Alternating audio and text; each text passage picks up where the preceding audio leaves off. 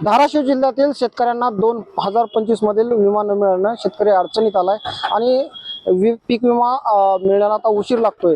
त्यामुळे या जिल्ह्यातील समाजसेवक अनिल जगताप यांनी कोर्टाचा मार्ग अवलंबलाय। आता या पीक विमा मिळत नसल्याने त्यांनी आता कोर्टात जाणार आहेत। माझ्यासोबत अनिल जगताप आहेत।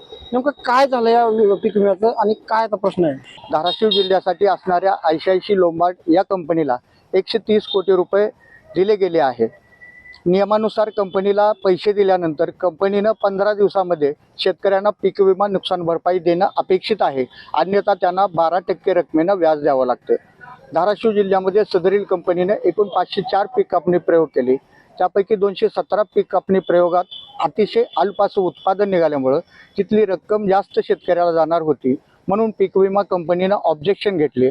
जिल्हास्तरीय सुकाणू समितीनं 200 पीक कापणी प्रयोगावरचं ऑब्जेक्शन घालवलं, मात्र 17 पीक कापणी प्रयोगावरती राज्यस्तरीय कमिटीकडे पीक विमा कंपनीनं अपील दाखल केलं।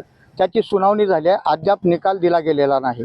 स्वतःची नफेखोरी करण्यासाठी कंपनी न्यायालयीन मार्गाचा अवलंब करून शेतकऱ्याला मात्र देशोधडीला लावत आहे। त्यांच्या हक्काच्या पीक विम्यापासून वंचित ठेवलं जात आहे, मात्र हे कधीही सहन केलं जाणार नाही। 15 मेपर्यंत जर नाही दिला पीक विमा तर पुन्हा आम्ही रस्ता रोकोसारख्या मार्गाचा अवलंब करू, मात्र शेतकऱ्यांना योग्य तो न्याय मिळवून दिल्याशिवाय स्वस्थ बसणार नाही।